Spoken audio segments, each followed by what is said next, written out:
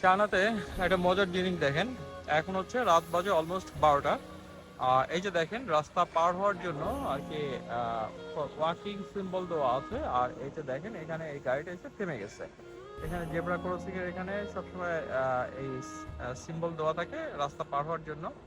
তো রাত 12টা বাজুক, 2টা বাজুক, 3টা বাজুক, 4টা বাজুক, যে কটাই বাজুক, সিগন্যাল পড়ছে মানে গাড়ি থেমে থাকবে, গাড়ি হচ্ছে গিয়ে এখান থেকে যাবে না।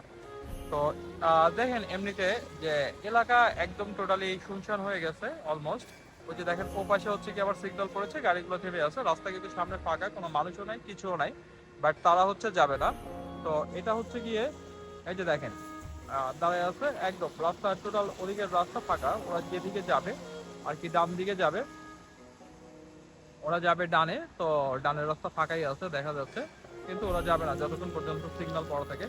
এটা হলো গিয়ে হাইজু হাইজু হাইজু ডিস্ট্রিক্টের আমি। আর এটা হচ্ছে কি আমার হোটেল, আমি এখানে আছি। তো এটা আপনার পাল রিভারের পাশে।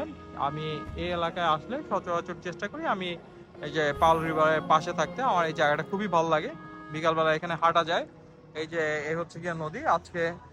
আজকেও গুয়াংজোর ওয়েদার খুব খারাপ ছিল, খুবই বৃষ্টি ছিল দিনের বেলা, যে কারণে হচ্ছে গিয়ে একদম এখনো ভিজে আছে। দিনের বেলা না, একটু আগেও বৃষ্টি হয়েছে, বৃষ্টি থামছে কিছুক্ষণ আগে।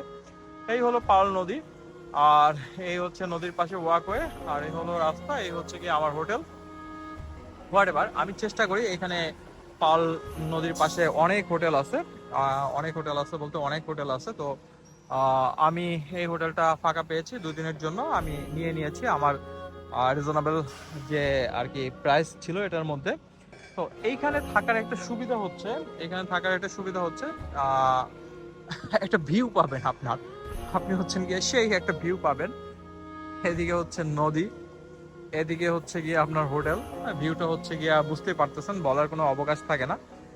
আর একটু সামনে গেলে হচ্ছে রেনিন স্কোয়ার আছে, ওখানের ভিউটা হচ্ছে গিয়ে আরো সুন্দর। ওই জায়গাটা হচ্ছে গিয়ে আর কি একদমই নিরিবিলি, যে কারণে হচ্ছে ওইখানের ভিউ অসাধারণ এবং আপনার থাকতে অনেক ভালো লাগবে। এই আমি যদিও আমার কাজ হচ্ছে এখানে, যে কারণে হচ্ছে আমার এখানে থাকা।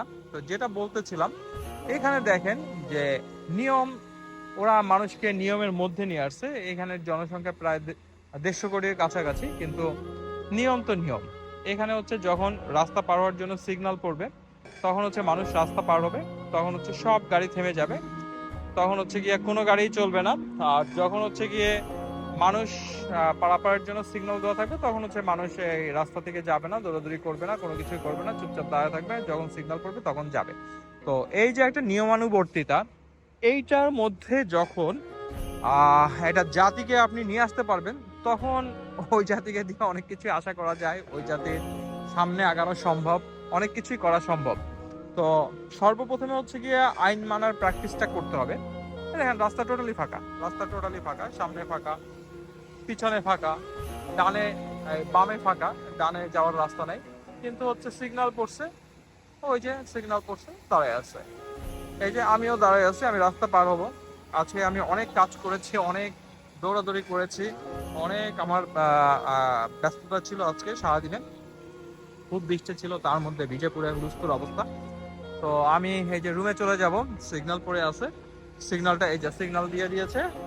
তো রাস্তা পার হব আমি, এই যে রাস্তা পার হচ্ছে আমি, এই যে আমি মিডল লাইনে চলে এসেছি, এটা হচ্ছে মিডল লাইন। এখন ওপাশে আরেকটা সিগন্যাল দেওয়া আছে, এটা হচ্ছে গিয়ে যখন সিগন্যালটা পড়বে তখন হচ্ছে কি আমি ওই লাইনে চলে যাব।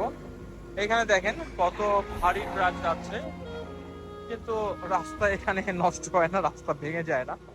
আর যদিও কোনো কারণে রাস্তা একটু নষ্ট হয় বা কিছু হয়, দেন হচ্ছে সাথে সাথেই ওইটা রিপেয়ার করে ফেলে, এটা হচ্ছে বছরের পর বছর পরে থাকে না।